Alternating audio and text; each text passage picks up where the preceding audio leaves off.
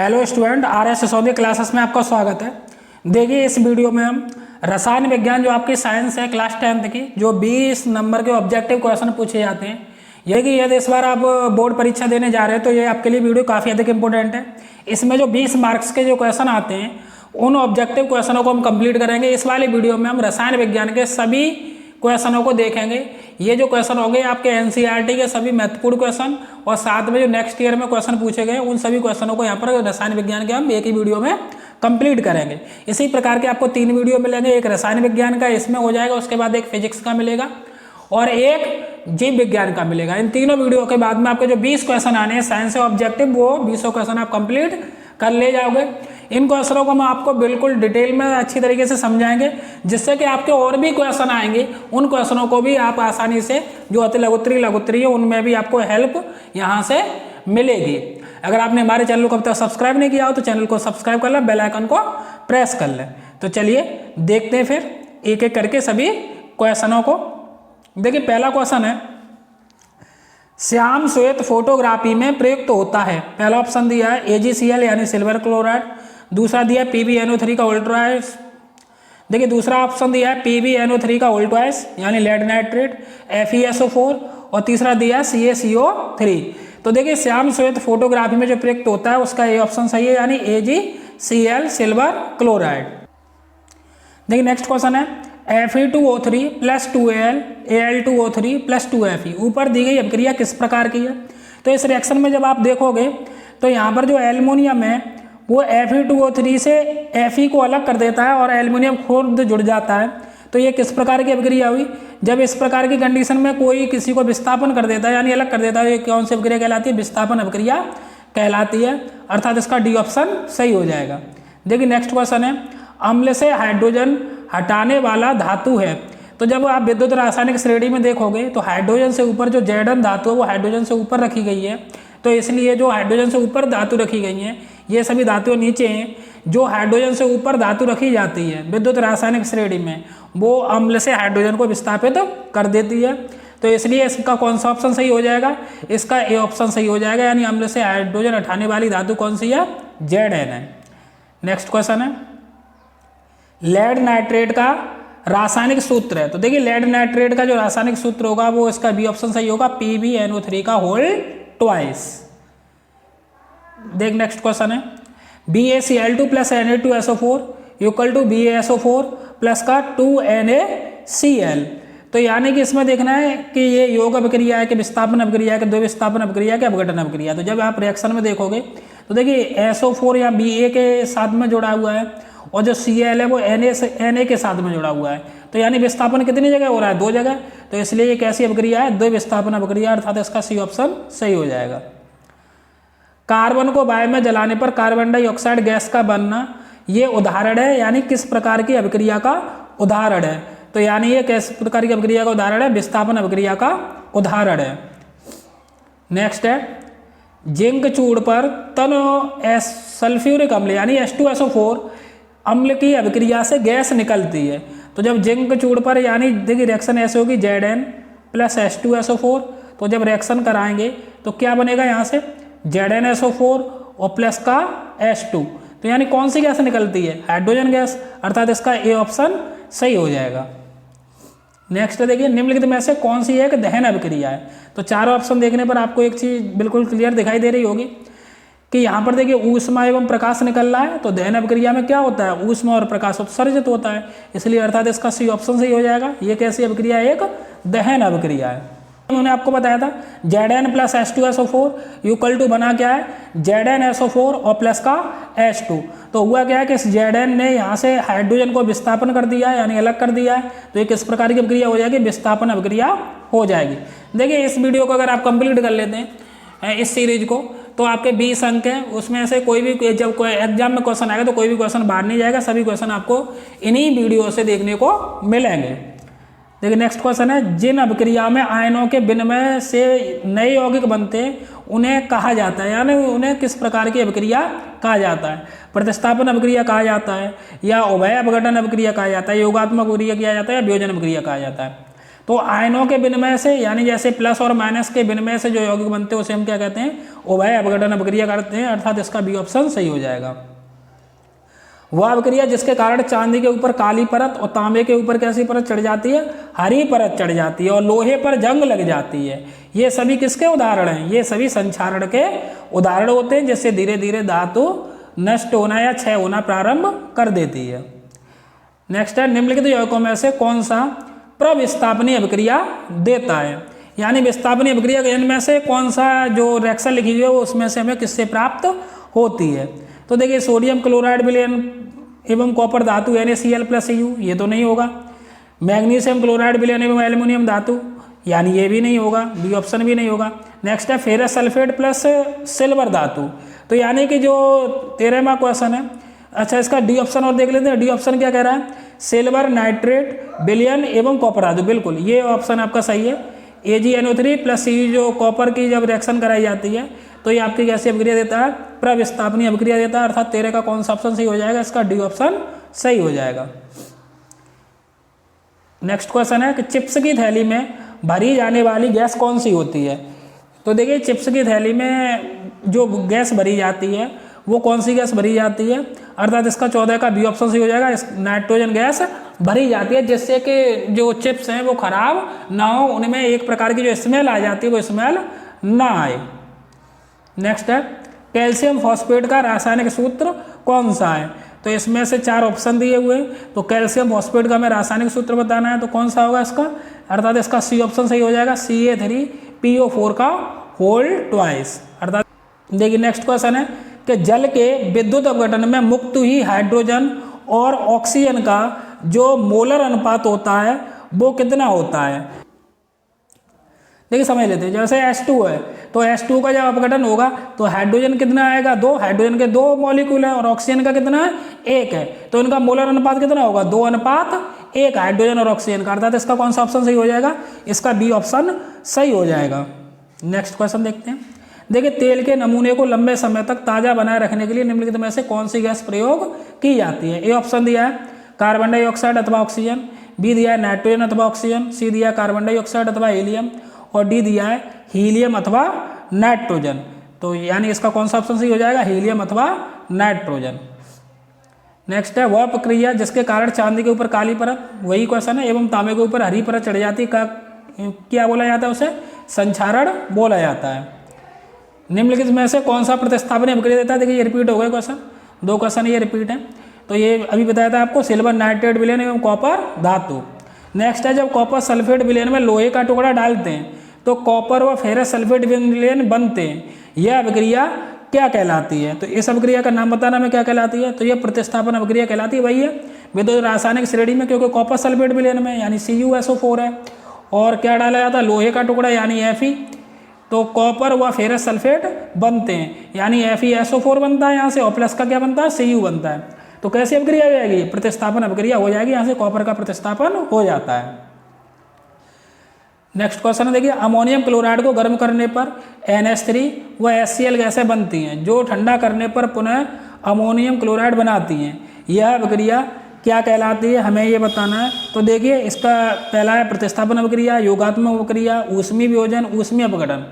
अब यहाँ पर देखिए ठंडा करने पर पुनः अमोनियम क्लोराइड बनाती है, तो ये अभिक्रिया क्या कहलाएगी, ऊष्मीय वियोजन कहलाती है, अर्थात इसका कौन सा ऑप्शन सही हो जाता है, सी ऑप्शन सही हो जाता है। निम्नलिखित तो कौन सी अभिक्रिया उत्क्रमणीय नहीं है, यानी रिवर्सेबल नहीं है। तो उत्क्रमणीय अभिक्रिया क्या है कि अभिकारक से उत्पाद प्राप्त हो जाए, उत्पाद से अभिकारक प्राप्त हो जाए, तो ये भी उत्क्रमणीय अभिक्रिया है, ये भी उत्क्रमणीय अभिक्रिया, ये भी उत्क्रमणीय अभिक्रिया है। क्वेश्चन पूछ रहा है कौन सी नहीं है, तो ये एक ही साइड है, वन साइड, अभिकारक से उत्पाद होगा, रिवर्स नहीं होगा, तो अर्थात इसका कौन सा ऑप्शन सही हो जाएगा, डी ऑप्शन सही हो जाएगा। नेक्स्ट है, निम्नलिखित में से उभय अपघटन अभिक्रिया है, ये 4 ऑप्शन दिए हुए हैं और हमें बताना है इसमें से उभय अपघटन अभिक्रिया कौन सी होगी। तो देखिए हम आपको डायरेक्ट आंसर ही बता देते हैं, BaCl2 की जब रिएक्शन Na2SO4 से कराई जाएगी तो क्या प्राप्त होगा, देखिए BaSO4 प्लस का 2NaCl। उभय अपघटन अभिक्रिया किस में होती है, जो आयनों में होती है, तो यहाँ पर देखिए आयनों में अभिक्रिया हो रही है, इसलिए। नेक्स्ट है, निम्नलिखित में से कौन सी उभय अपघटन अभिक्रिया नहीं है। तो देखिए जो आयनों में अभिक्रिया होगी वो अवयव अपघटन अभिक्रिया होती है, जो आयनों में नहीं होती वो अवयव अपघटन अभिक्रिया नहीं होती है। जैसे NH4Cl है, इससे क्या बना है NH3HCl, तो ये आयनों में तो अभिक्रिया नहीं हुई है, तो ये अवयव अपघटन अभिक्रिया नहीं, अर्थात इसका ये ऑप्शन सही हो जाएगा। देखिए CH3COOH CH3COONA+H2 ये भी आयनों में होगी अभिक्रिया, जब आयनों में ब्रेक होगी तब कंप्लीट होगी।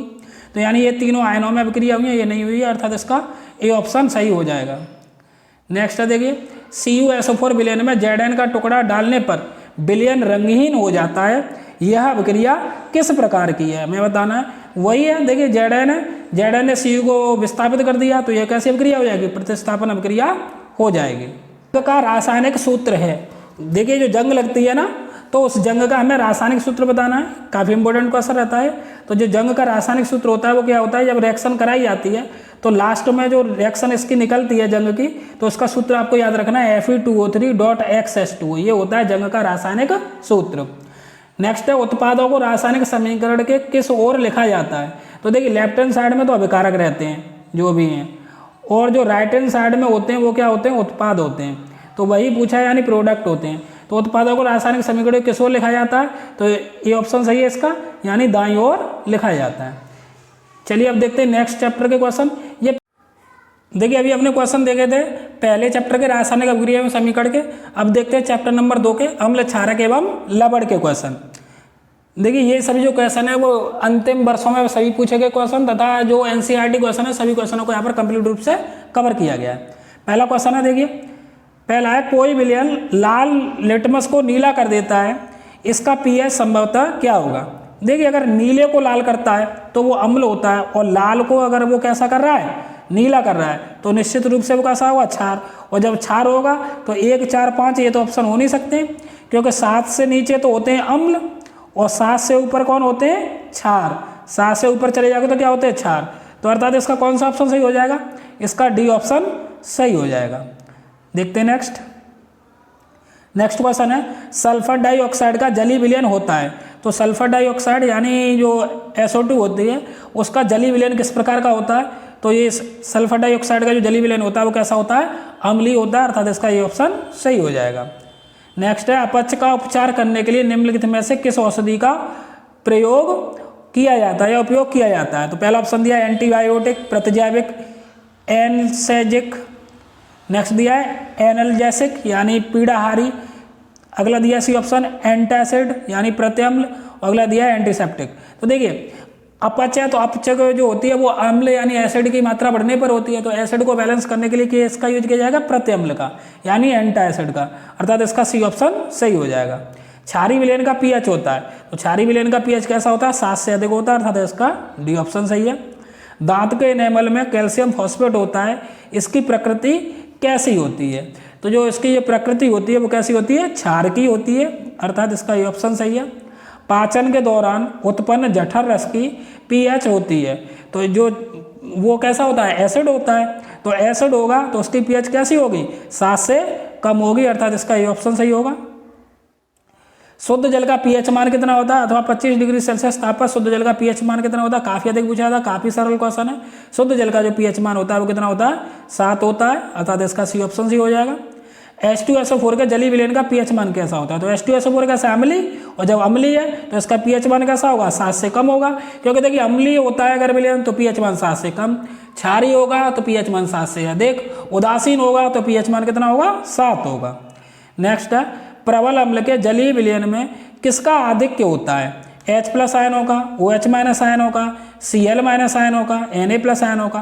प्रबल अम्ल है ना, तो प्रबल अम्ल होगा तो क्या होगा, H+ आयन अधिक होंगे, अगर प्रबल क्षार होगा तो OH- आयन अधिक होंगे। देखिए जल को जीवाणु रहित बनाने के लिए उपयोगी पदार्थ है, ए दिया धावन सोडा, बी दिया फिटकरी, सी दिया बेकिंग सोडा, डी दिया व्यंजक चूड़। तो जल को जीवाणु रहित बनाने के लिए उपयोगी पदार्थ होता है वो कौन सा होता है, व्यंजक चूड़, अर्थात इसका कौन सा ऑप्शन सही हो जाएगा, इसका डी ऑप्शन सही हो जाएगा। क्वेश्चन है नेक्स्ट, एक विलयन में हाइड्रोक्साइड आयन का सांद्रण है 1 × 10⁻12 मोल लीटर इनवर्स है, इस विलयन का पीएच मान कितना होगा। देखिए H+ आयन और OH- आयन इनका जो सांद्रण होता है टोटल वो कितना होता है, 10⁻14 होगा, 10⁻14। अच्छा हमें इसमें से H+ आयन का सांद्रण निकालना है पहली बात, तो H प्लस आयन का सांद्रण कितना हो जाएगा 10 की घात माइनस के 14 और OH माइनस आयन के सांद्रण का डिवाइड दे देंगे तो 10 की घात माइनस का कितना है ये 12 है। अब 10 की घात माइनस के 12 को ऊपर ले जाएंगे और 10 की घात माइनस के 14 में से घटाएंगे तो कितना बचेगा 10 की घात माइनस के 2, यानी H प्लस आयन का सांद्रण कितना निकल आया 10 की घात माइनस के 2 निकल आया। ये ध्यान रखना है आपको। H प्लस आयन का सांद्रण 10 की घात माइनस के 2। pH क्या होता है हम जानते हैं pH बराबर होता है माइनस का लॉग और बेस में 10 और H प्लस आयन का सांद्रण। अभी हमने H प्लस आयन का सांद्रण निकाल लिया है माइनस के लॉग बेस में 10 और H प्लस आयन का सांद्रण कितना निकला था 10 की घात माइनस के 2। अभी देखिए ये माइनस के 2 तो आ जाएगा आगे और माइनस माइनस कितना हो जाएगा प्लस का, तो यानी प्लस के 2 हो जाएंगे और लॉग 10 और बेस में 10 बचेगा।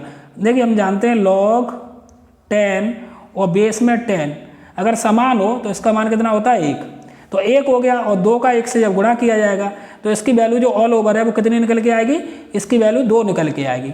अर्थात इसका जो ऑप्शन है वो कौन सा ऑप्शन सही हो जाएगा, इसका ए ऑप्शन सही हो जाएगा। आपको समझ में आया होगा। देखते हैं नेक्स्ट क्वेश्चन। निम्नलिखित में से अम्लीय लवण कौन सा है, ये बताना है हमें कि निम्नलिखित में से अम्लीय लवण कौन सा होगा।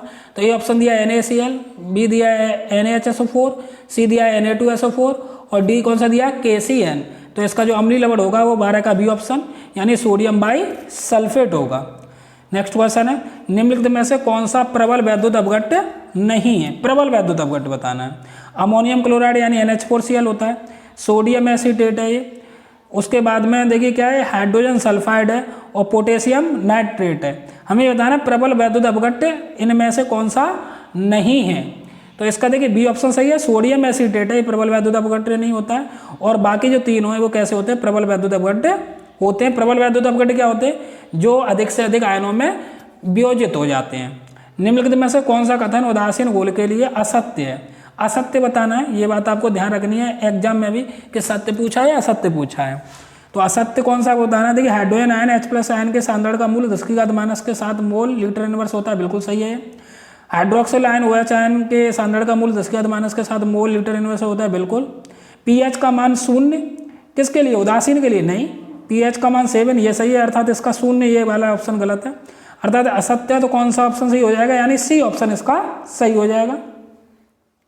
एसिटिक अम्ल में कितने अम्लीय हाइड्रोजन परमाणु होते हैं, तो देखिए कैसे निकालेंगे। एसिटिक अम्ल का सूत्र होता है CH3COOH और जब ये वियोजित होता है तो कैसे वियोजित होगा, CH3COO minus plus H plus ion. तो इसमें अम्लीय हाइड्रोजन कितने हुए, कितनी संख्या इसकी 1, तो अर्थात इसका कौन सा ऑप्शन सही हो जाएगा, इसका जो आपका पहला ऑप्शन है यानी ए ऑप्शन सही हो जाएगा।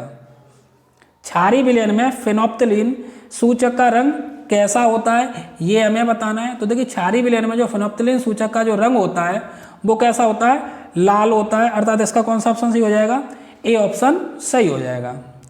नेक्स्ट है एक विलयन में हाइड्रोजन आयन का सांद्रण 1 × 10⁻⁷ मोल लीटर इनवर्स है, विलयन का pH मान कितना होगा। ये वैसे भी आपका आता है लघुत्तरी, उसमें भी न्यूमेरिकल पूछा जाता है। तो pH मान निकालने का सूत्र क्या बताया हमने आपको, माइनस का log 10 H प्लस आयन सांद्रण, इसमें H प्लस आयन दिया उसमें OH माइनस आयन दिया था, तो माइनस का log बेस में कितना है 10, H प्लस आयन सांद्रण का मान कितना है 10 की घात माइनस के 7। अब जो -7 है वो आ जाएगा आगे और माइनस माइनस कितना हो जाएगा +7 बचेगा और log 10 बेस में 10 इसकी वैल्यू कितनी होती है 1, तो 7 × 1 अर्थात कितना ऑप्शन सही हो जाएगा, इसका 7 सही हो जाएगा, अर्थात इसका आंसर कौन सा होगा, इसका बी ऑप्शन सही हो जाएगा। नेक्स्ट है सोडियम कार्बोनेट के जलीय विलयन में कार्बन डाइऑक्साइड गैस अधिकता से प्रभावित करने पर प्राप्त होने वाला पदार्थ निम्नलिखित में से कौन सा होगा। तो देखिए इसका जो सी ऑप्शन है वो सही होगा, ये जो हम रासायनिक अभिक्रिया करते हैं उससे रिलेटेड क्वेश्चन है, यानी NaSCO3 होगा। अम्लीय विलयन का pH मान कितना होता है, तो अम्लीय विलयन है तो इसका pH मान 7 से कैसा होगा, कम होगा, बी ऑप्शन सही हो जाएगा। सल्फ्यूरिक अम्ल में अम्लीय हाइड्रोजन परमाणुओं की संख्या कितनी होती है, इसे ही ब्रेक करके निकाल सकते हैं। H2SO4 है ये, जब ये ब्रेक होता है तो कैसे होता है 2H प्लस आयन और प्लस का SO4 का माइनस का 2, तो अम्लीय हाइड्रोजन परमाणु की संख्या कितनी होती है 2 होती है, अर्थात इसका कौन सा ऑप्शन सही हो जाएगा, ए ऑप्शन इसका सही हो जाएगा। नेक्स्ट क्वेश्चन है निम्नलिखित में से दुर्बल अम्ल है। देखिए HCl तो प्रबल होता है, HNO3 भी प्रबल होता है, H2SO4 भी प्रबल होता है, ये प्रबल दुर्बल अम्ल कौन सा होगा HCl, हाइड्रोजन साइनाइड। एक विलेन का पीएच मान 5 है, ये विलेन कैसा होगा? तो विलेन का पीएच मान 5 दिया तो ये विलेन कैसा होगा? अम्लीय होगा, निश्चित सी बात है, 7 से कम है। सोडियम कार्बोनेट का जलीय विलेन होता है, सोडियम कार्बोनेट का जलीय विलेन किस प्रकार का होगा ये हमें बताना है इसमें। तो ऑप्शन दिया दुर्बल अम्लीय, प्रबल क्षारीय, क्षारीय, तो कैसा होगा? क्षारीय होगा, अर्थात इसका सी ऑप्शन सही हो जाएगा। किसी विलेन का पीएच मान कितना है? 7 है, हमें बताना है कि यह विलेन कैसा होगा। तो बिल्कुल पीएच मान 7 है तो विलेन कैसा हो जाएगा? उदासीन हो जाएगा। व्यंजक चूड़ पर तन सल्फ्यूरिक अम्ल की अभिक्रिया से गैस निकलती है, CaOCl2 होता है व्यंजक चूड़ और प्लस H2SO4 से रिएक्शन कराएंगे तो क्लोरीन गैस निकलती है। काफ़ी आसान क्वेश्चन है, काफ़ी अधिक पूछा जाता है, अर्थात इसका सी ऑप्शन सही हो जाएगा, Cl2। नेक्स्ट क्वेश्चन है, एक विलेन नीले लिटमस को लाल कर देता है, नीले को लाल करता है अम्ल और लाल को नीला करता है क्षार, तो इसका पीएच मान कितना होगा? नीले को लाल कर रहा है तो अम्ल होगा, और अम्ल का पीएच मान कैसा होता है? 7 से कम, अर्थात इसका ये ऑप्शन सही हो जाएगा। धावन सोडा का रासायनिक सूत्र कौन सा है?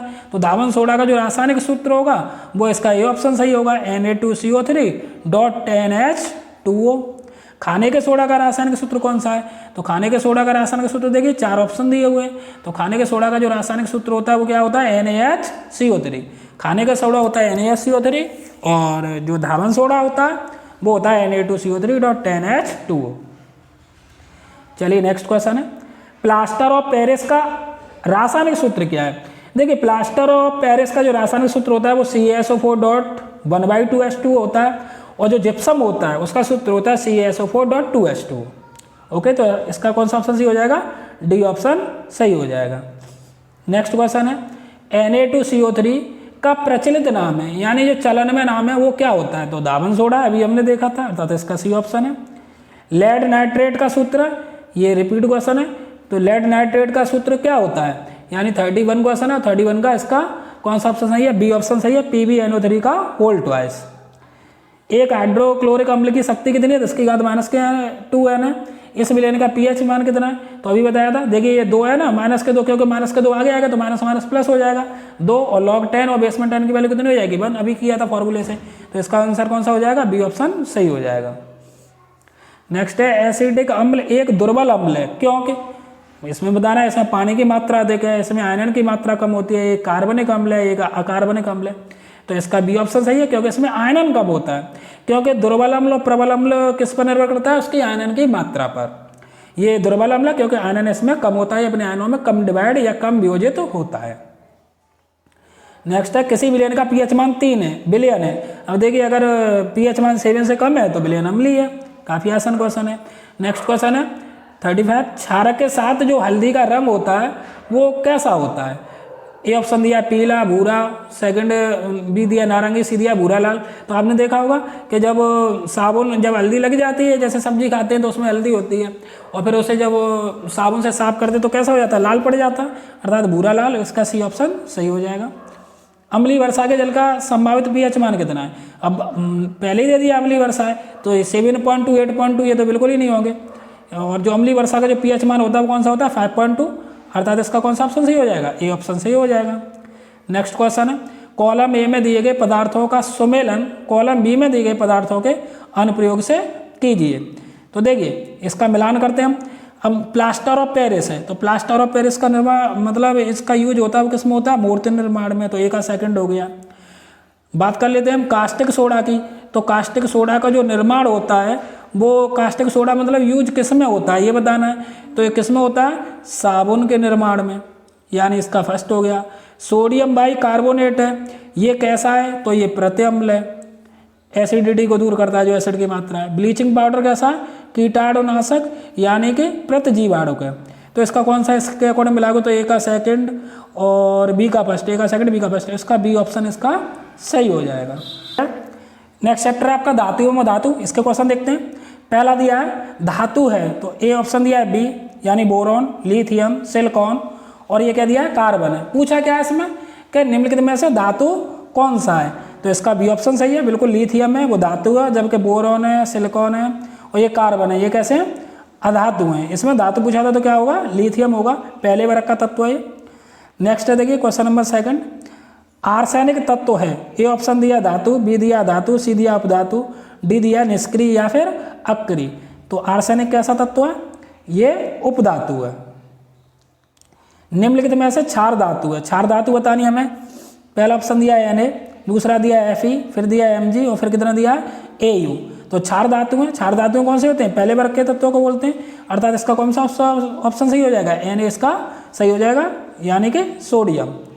क्षार धातुएं हैं, तो निम्नलिखित में से क्षार धातुएं बतानी हमें, BeMgCa LiNa तो हम जानते हैं क्षार धातु कौन से होते हैं, पहले वर्ग के तत्व होते हैं LiNa lithium, sodium and potassium. Next है एंटीमनी है, एंटीमनी यानी जो Sb है वो कैसा है तत्व है ये बताना है हमें, धातु है, अधातु है, उपधातु है, मिश्र धातु है, तो एंटीमनी कैसा होता है, धातु, अर्थात इसका ये ऑप्शन सही है। नेक्स्ट क्वेश्चन दिया खाद्य पदार्थों को सुरक्षित रखने के लिए डिब्बों में जिंक के स्थान पर टिन का लेपन होता है, क्योंकि जिंक अपेक्षाकृत कम अभिक्रियाशील है, बी दिया है टिन अपेक्षाकृत कम अभिक्रियाशील है, सी दिया है जिंक का गलनांक कम होता है, और डी दिया है टिन का गलनांक कम होता है। तो इसका बी ऑप्शन सही है, टिन अपेक्षाकृत कैसा होता है, कम अभिक्रियाशील होता है, इसलिए टिन का लेपन होता है जिंक के स्थान पर। नेक्स्ट दिया निम्नलिखित में से कौन सी धातु जल के साथ सामान्य ताप पर ही अभिक्रिया कर लेती है, ए दिया कॉपर, बी दिया आयरन, सी दिया मैग्नीशियम और डी दिया है सोडियम। तो इसका कौन सा ऑप्शन सही है, सोडियम में अति अभिक्रियाशील धातु है, इसे मिट्टी के तेल में रखा जाता है, अन्यथा ये वायु और नमी के साथ में आसानी से क्रिया कर लेती है। एल्युमिनियम की सतह पर ऑक्सीजन परत कहलाती है, तो एल्युमिनियम की सतह पर अगर हम ऑक्सीजन की परत कर देते हैं तो वो क्या कहलाएगी, एनोडिंग, कैटिनेशन, वैसेमरीकरण, इनमें से कोई नहीं, तो क्या कहलाती है, वो एनोडिंग कहलाती है। जस्ता धातु हाइड्रोक्लोरिक अम्ल से क्रिया करके कौन सी गैस निष्कासित करता है, तो जस्ता धातु है वो हाइड्रोक्लोरिक अम्ल से जब क्रिया करेगा तो कौन सी गैस निष्कासित करेगा, पहले भी बताया, रिएक्शन से भी समझ सकते हो, जैसे Zn है प्लस HCl है, ठीक है, तो कौन सी गैस निकालेगा ये, हाइड्रोजन, क्योंकि वहाँ ZnCl2 बन जाएगा, तो यहाँ से क्या बनाएगा ये हाइड्रोजन गैस, यानी कि इसका कौन सा ऑप्शन सही हो जाएगा, इसका सी ऑप्शन सही हो जाएगा। नेक्स्ट क्वेश्चन है निम्नलिखित में से कौन सी धातु ठंडे जल से हाइड्रोजन गैस निकालती है, ए दिया तांबा, बी दिया सोना, सी दिया पोटेशियम और डी दिया एल्युमिनियम। तो इसका कौन सा सही है, पोटेशियम है, क्योंकि ये प्रबल धातु होती है। नेक्स्ट है निम्नलिखित में से कौन सी धातु अम्ल से हाइड्रोजन विस्थापित करती है, Zn है, Cu है, Ag है, Hg है, ये हाइड्रोजन से ऊपर रखी गई विद्युत रासायनिक श्रेणी में, तो इसलिए ये धातु अम्ल से हाइड्रोजन विस्थापित करती है, यानी कि जिंक Zn, ये ऑप्शन सही है। निम्नलिखित में से कौन सी धातु अम्ल से हाइड्रोजन विस्थापित नहीं करती है, ये देख लेना है, विस्थापित करती पूछ रहा है कि नहीं करती पूछ रहा है, तो Fe करती है, Zn भी करती है, Mg भी करती है, Cu विस्थापित नहीं करती है, विद्युत रासायनिक श्रेणी में हाइड्रोजन से नीचे रखी गई है, अर्थात इसका सी ऑप्शन सही हो जाएगा। गैस विस्थापित करने वाली धातु है Zn, Cu, Pt, Ag, तो ये वाला क्वेश्चन रिपीट क्वेश्चन है, इसका ये ऑप्शन सही हो जाएगा Zn। कॉपर तांबा का एस्क है, यानी जो कॉपर है यानी जो तांबा है किसका एस्क है, का एस्क कौन सा है, बॉक्साइड है, मैलेकाइट है, कार्नेलाइट है या फिर सीडेराइट है। तो जो तांबा का जो एस्क होता है वो कौन सा होगा, इसका बी ऑप्शन सही हो जाएगा, मैलेकाइट। 14 का बी ऑप्शन सही है। अधातु है सोडियम, पोटेशियम है यानी के, F, Al और Na, तो आप जानते हैं देखिए फ्लोरीन है वो अधातु है, बाकी पोटेशियम, एल्युमिनियम और सोडियम ये कैसी हैं, धातु हैं। नेक्स्ट दिया है मैट में मुख्यतः होता है, ए ऑप्शन दिया FeS, बी दिया Cu2S, सी दिया Cu2S वो FeS और डी दिया CuS वो Fe2S3। तो मैट में मुख्यतः पूछा है क्या होता है, तो इसका सी ऑप्शन सही हो जाएगा, Cu2S व FeS। निम्नलिखित में से कौन सा तत्व तन अम्ल के साथ संयोग करके हाइड्रोजन गैस निकालता है, तो 17वां क्वेश्चन है, 17 का सी ऑप्शन सही है, पहले भी हमने रिएक्शन से देखा है, जस्ता यानी कि जिंक। ताम्र ग्लांस का रासायनिक सूत्र है, तो ए ऑप्शन दिया है Cu2S, बी दिया Cu2O, सी दिया CuFeS2 और डी दिया CuCO3। तो 18 का देखिए कौन सा ऑप्शन सही हो जाएगा, इसका ए ऑप्शन सही हो जाएगा, अभी हमने देखा था Cu2S। क्लोराइड अयस्क का उदाहरण है, क्लोराइड अयस्क का हमें बताना है कौन सा उदाहरण है, बॉक्साइड, मैलेकाइट, सीडेराइट और सिल्वर। तो इसका कौन सा ऑप्शन सही है, इसका डी ऑप्शन सही है। नेक्स्ट दिया है कैल्कोसाइट अयस्क है, कैल्कोसाइट किसका अयस्क है, आयोडीन का, आयरन का, सोडियम का, कॉपर का। तो ये किसका अयस्क है कैल्कोसाइट, कॉपर का, अर्थात डी ऑप्शन सही है इसका। जर्मन सिल्वर में कौन सी धातु नहीं होती है? ए ऑप्शन दिया Cu, बी दिया Zn, सी दिया Ag, डी दिया है Ni। तो 21 का सी सही है। जो जर्मन सिल्वर होती है उसमें कौन सी धातु नहीं होती है? Ag नहीं होती है, बाकी Cu, Zn, Ni तीनों ही पाई जाती हैं। फपोलेदार तांबे में कॉपर की प्रतिशत मात्रा कितनी होती है? ए 98, बी दिया 2, सी दिया 70 और डी दिया 30। तो 22 का ये ऑप्शन सही है। कितनी परसेंट होती है? 98%। नेक्स्ट है पीतल है, उपधातु है, मिश्र धातु है, यौगिक है, विषमांगी मिश्रण है। तो जो पीतल होती है वो कैसी होती है? पीतल एक मिश्र धातु, अर्थात इसका बी ऑप्शन सही हो जाएगा। नेक्स्ट क्वेश्चन है वह प्रक्रिया जिसके कारण चांदी के ऊपर काली परत व तांबे के ऊपर हरी परत चढ़ जाती है कही जाती है? 2-3 बार क्वेश्चन रिपीट हो चुका है। इसका नाम क्या है? कौन सी प्रक्रिया कही जाती है? संक्षारण कही जाती है। नेक्स्ट दिया देखिए क्वेश्चन, धातु जो सामान्य ताप पर, देखिए नेक्स्ट क्वेश्चन है, धातु जो सामान्य ताप पर द्रव है। ए ऑप्शन दिया पारा, बी दिया लोहा, सी दिया ब्रोमीन और डी दिया जल। तो इसका कौन सा ऑप्शन सही हो जाएगा? ए ऑप्शन सही हो जाएगा। जो सामान्य ताप पर द्रव है वो क्या है? पारा है। धातुओं के ऑक्साइड होते हैं। ए ऑप्शन दिया अम्लीय, बी दिया क्षारीय, सी दिया वैधर्मी और डी दिया उदासीन। तो इसका कौन सा ऑप्शन सही है? बी ऑप्शन सही है। धातुओं के ऑक्साइड होते हैं वो कैसे होते हैं? क्षारीय होते हैं, अर्थात इसका बी ऑप्शन सही है। उपधातु है, सोडियम है, कॉपर है, मरकरी है, एंटीमनी है। तो इन चारों में देखते हैं उपधातु कौन सा है। तो यानी कि जो उपधातु है वो कौन सा होगा?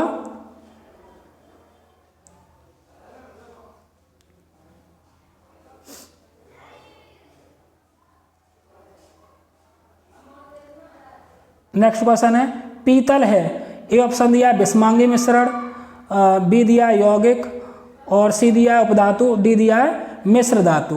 तो पीतल के बारे में पूछा है, तो पीतल के बारे में अभी हमने देखा, ये भी रिपीट क्वेश्चन है। तो इसका कौन सा हो जाएगा? डी ऑप्शन सही है, यानी कि मिश्र धातु है। मिश्र धातु कांसा में होता है। कांसा में मतलब कौन कौन सी धातुएं मिली होती हैं? तो देखिए 16वां क्वेश्चन है, यानी कि मिश्र धातु कांसा में क्या होता है? तो इसका ए ऑप्शन सही है। Cu व Sn का जो मिश्रण होता है, Cu प्लस Sn, वो क्या कहलाता है? कांसा कहलाता है। कांसे की प्रतिमाएं बनी होती हैं। तो कांसे की प्रतिमाएं किसकी बनी होती हैं? तो अभी देखा हमने कॉपर और टिन की, अर्थात इसका बी ऑप्शन सही हो जाएगा। नेक्स्ट है अमलगम होते हैं। तो अमलगम क्या होते हैं? मिश्र धातु होते हैं। नेक्स्ट क्वेश्चन दिया है निम्नलिखित धातुओं में से कौन सी धातु कॉपर सल्फेट विलयन में कॉपर को जमा कर सकती है? ए मरकरी, बी आयरन, सी गोल्ड और डी क्या दिया है? प्लेटिनम दिया हुआ है। तो इसका कौन सा ऑप्शन सही है? इसका बी ऑप्शन सही है, यानी कि आयरन। नेक्स्ट क्वेश्चन है मुद्रा धातु है। Zn, Ag, Mg, Na। तो मुद्रा धातु कौन सी कही जाती है? Ag, अर्थात सिल्वर को मुद्रा धातु कहा जाता है। देखिए अंतिम चैप्टर बचा हुआ है ये रसायन विज्ञान का, कार्बन परमाणु यानी कार्बन एवं उसके यौगिक। तो पहला क्वेश्चन है, काफ़ी अधिक इंपॉर्टेंट क्वेश्चन है, काफ़ी क्वेश्चन पूछे जाते हैं। कार्बन परमाणु की संयोजकता है। तो कार्बन परमाणु की संयोजकता कितनी होती है? 4, अर्थात इसका कौन सा ऑप्शन सही हो जाएगा? सी ऑप्शन सही हो जाएगा। नेक्स्ट है प्रोपेन का आणविक सूत्र C3H8 है। इसमें कितने सहसंयोजक बनते हैं? तो देखिए इसकी संरचना हम अभी आपको समझाते हैं। C3H8 क्या है? देखिए दोबारा से देख लीजिए, C3 और H8, इसमें कार्बन कितने? 3, 1 कार्बन, 2 कार्बन, 3 कार्बन, ये लिख लीजिए।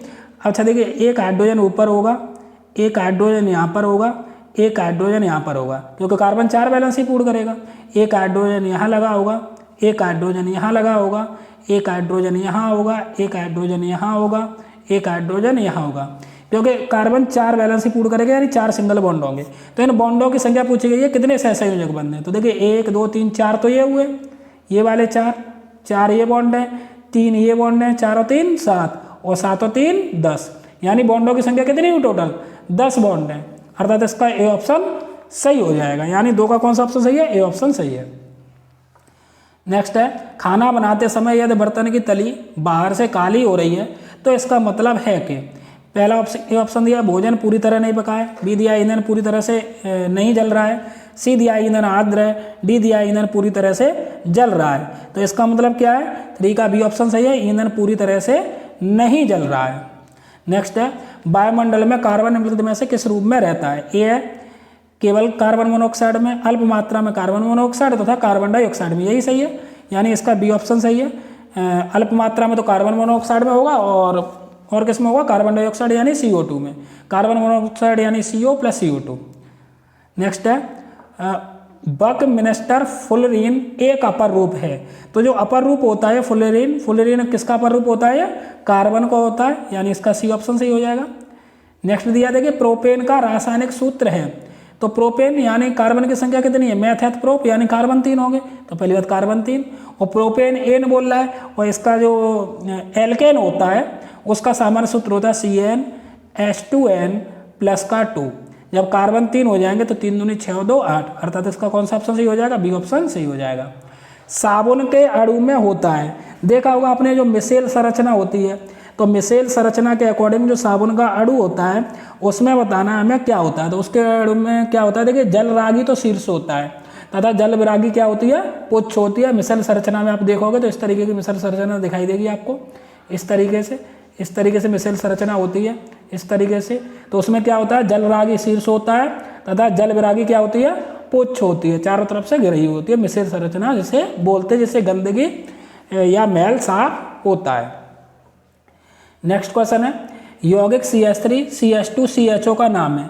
अब देखिए ये कौन सा है, ये एल्डिहाइड ग्रुप है।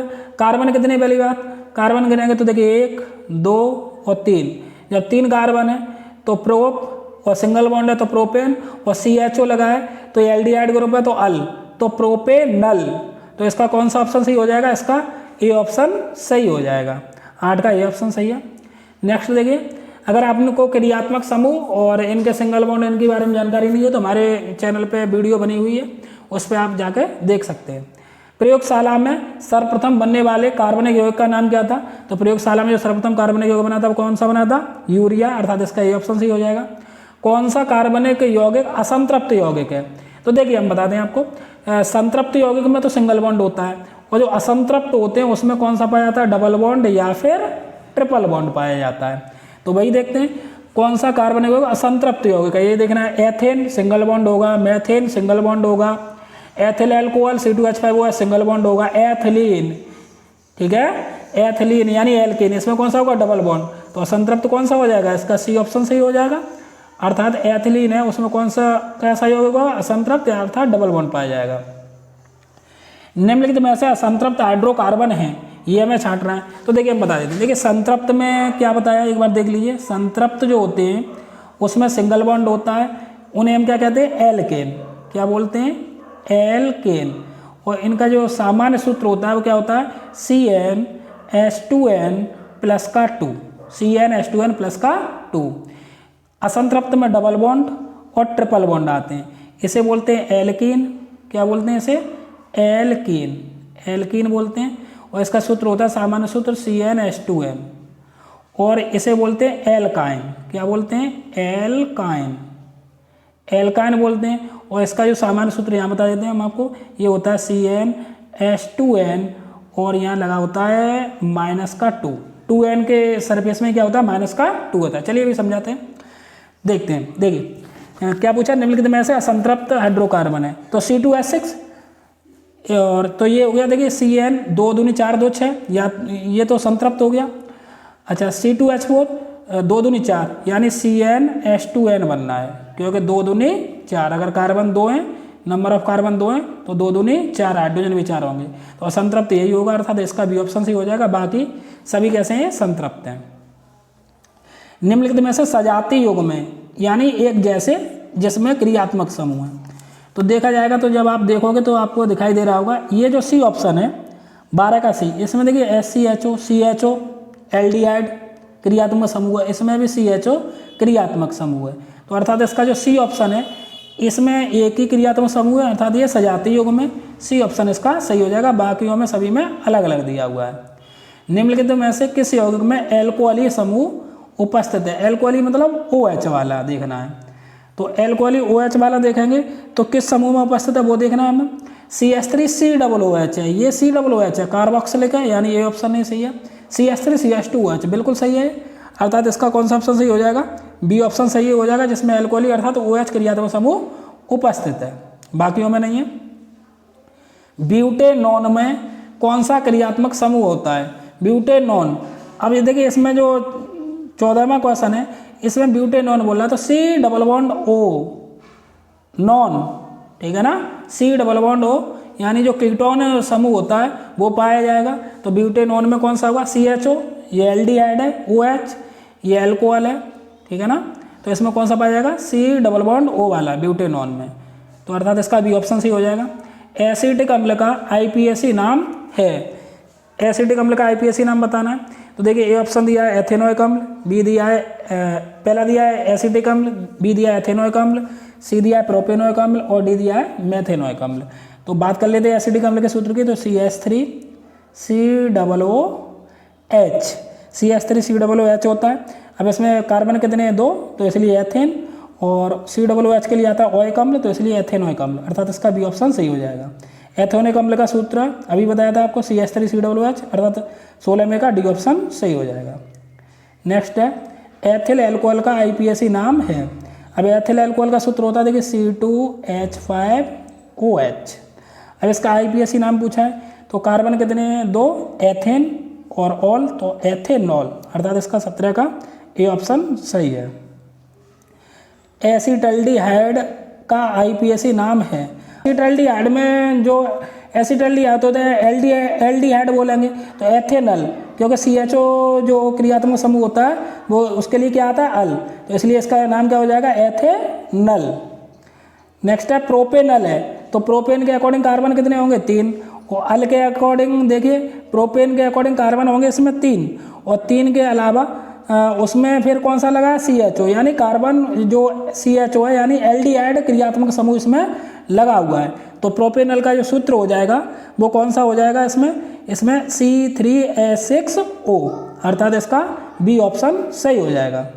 नेक्स्ट है निम्नलिखित में से किस यौगिक में कीटोनी समूह उपस्थित है? तो कीटोन समूह देखिए, अब इसमें कीटोन समूह में देखना कोई किसमें पाया जाएगा, तो देखिए कीटोन समूह है वो इसमें, ये तो HCO है यानी ये एल्डिहाइड वाला हो गया, ये कार्बोक्सिलिक अम्ल हो गया, CH3COOH वाला हो गया। यहाँ पर देखिए RCOR, RC+O और R, यही होता है कीटोनिक समूह, तो अर्थात इसका कौन सा ऑप्शन सही हो जाएगा? डी ऑप्शन सही हो जाएगा। नेक्स्ट दिया है प्राकृतिक गैस का मुख्य अवयव है, तो इसका कौन सा ऑप्शन सही है? ए सही है, यानी कि मेथेन।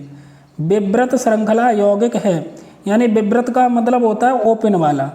अब देखिए विव्रत चक्री हेक्सेन है, तो इसमें चक्री इस तरीके से होगा, चक्री हेक्सेन बना होगा इस तरीके से, यानी राउंड में होगा, तो ये भी बंद है। चक्री ब्यूटेन है, ये भी बंद है। बेंजीन रिंग है, ये भी बंद है। तो ब्यूटेन 2 होगा वो ओपन में होगा, यानी सीधी श्रृंखला में, यानी ओपन में पाया जाएगा, बंद नहीं होगा, तो इसलिए विव्रत वाला कौन सा है? ब्यूटेन 2 है। एसिटिक अम्ल में क्रियात्मक समूह है, तो एसिटिक अम्ल का CH3COOH, तो कौन सा क्रियात्मक समूह है? COOH, यानी single bond COOH, C option सही है। प्रोपेनल में क्रियात्मक समूह भी बताया तुम्हें, एल्डिहाइड यानी CHO, अर्थात इसका कौन सा ऑप्शन सही है? ए ऑप्शन सही है। एल्डिहाइड में प्रकार्यात्मक समूह है, वही फिर रिपीट है, तो 25 में का देखिए कौन सा ऑप्शन सही हो जाएगा? CHO, ये दिखाई दे रहा है, बी ऑप्शन सही है। नेक्स्ट है, ये तो आपको दिखाई दे रहा होगा, ये एल्कोहल वाला है, ये कीटोन वाला है, और COOH ये कौन सा? कार्बोक्सिलिक अम्ल वाला है। CH3CH2OH का IPAC नाम है, तो वही कार्बन के लीजिए 1, 2, तो और OH है तो कौन सा हो जाएगा? एथेनॉल, अर्थात इसका ए ऑप्शन सही हो जाएगा।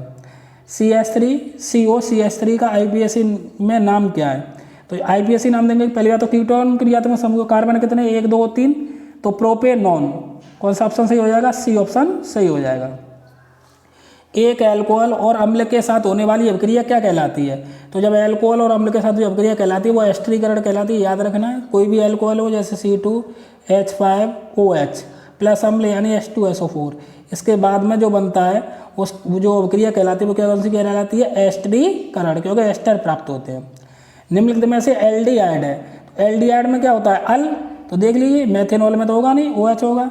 एथेनॉल ये भी नहीं है, तो कौन सा? मेथेनल, ठीक है, अल होता है एल्डिहाइड में। निम्नलिखित में से असंतृप्त यौगिक है। तो ये देखिए CH3COOH ये तो असंतृप्त हो नहीं सकता क्योंकि सिंगल बॉन्ड आएगा। CH3SCHO ये भी सिंगल बॉन्ड आएगा।